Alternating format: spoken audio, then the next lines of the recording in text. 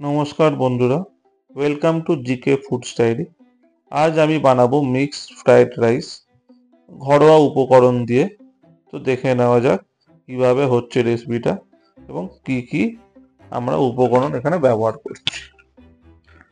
প্রথমেই একটা কড়াতে রিফাইন্ড অয়েল নিয়ে নেবো 3 to 4 টেবিল স্পুন। এখানে আমি 4খানা ডিম ফাটিয়ে নিয়েছি অল্প স্বাদ মতো নুন দিয়ে। এবার ভালো করে আমি এগটাকে ফ্রাই করে এগ ভুর্জি টাইপের করে তুলে রাখবো একটা পাত্রে আলাদা করে।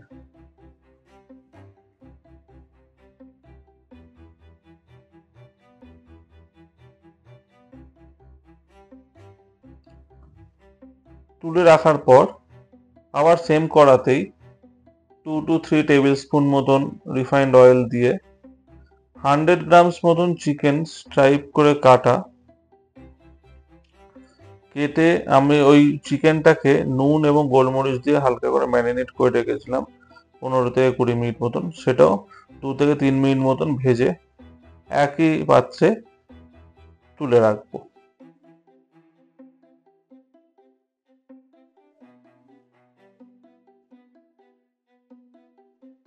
চিকেনটা ভাজা হয়ে গেলে একটা বড় সাইজের অনিয়ন স্লাইস করে কাটা সেটা ফ্রাই করবার জন্য দেব।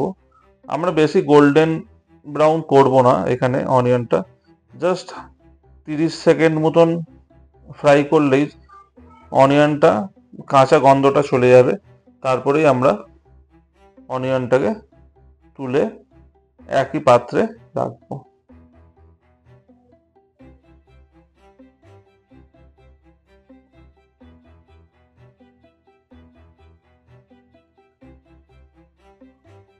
নেক্সট আমরা আবার 2 to 3 টেবিল স্পুন মতন রিফাইন্ড অয়েল নেব।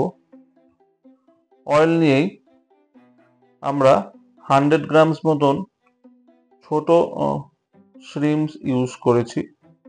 শ্রিমসটা আমরা অল্প নুন দিয়ে মাখিয়ে রেখেছিলাম কিছুক্ষণের জন্য।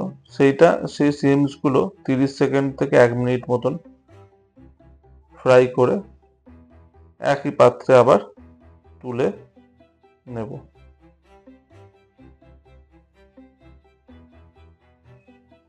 তারপর 2 টেবিল স্পুন মতন রিফাইন্ড অয়েল অ্যাড করে এবার এখানে যে মিক্সড ভেজিটেবলসগুলো আমরা ইউজ করছি সেটা দিয়ে দেবো। এখানে ইউজ করেছি একটা বড় গাজর, একটা বড় ক্যাপসিকাম আর 20টা মতন বিনস ছোট ছোট করে কাটা।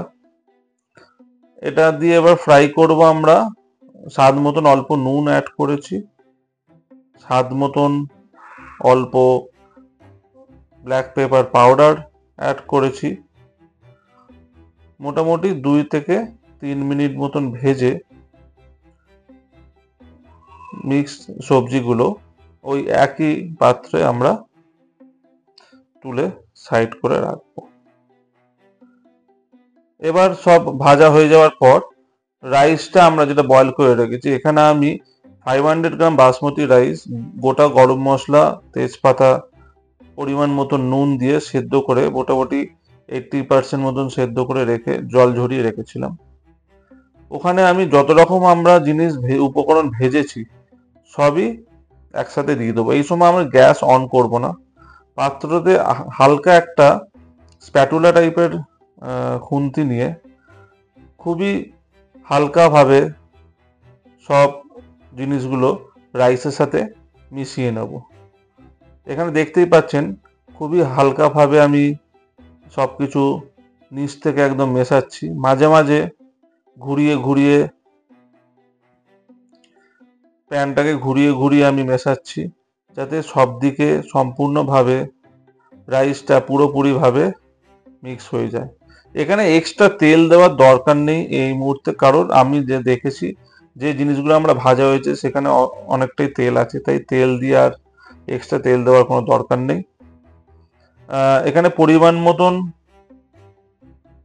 ব্ল্যাক পেপার পাউডার দিতে পারেন, দিয়ে কিছুটা মিশিয়ে নিলেই দিয়ে গার্নিশ করার জন্য স্প্রিং অনিয়ন ছড়িয়ে দেবেন। দিলেই কিছুক্ষণ 5-10 মিনিট স্লো হিটে রেখে পরিবেশন করতে পারেন, একদম মিক্সড ফ্রাইড রাইসটা রেডি হয়ে যাবে। কোনো মশলা দেওয়ার দরকার নেই, খুবই ভালো লাগবে খেতে। বাড়িতে ট্রাই করে দেখবেন। ধন্যবাদ।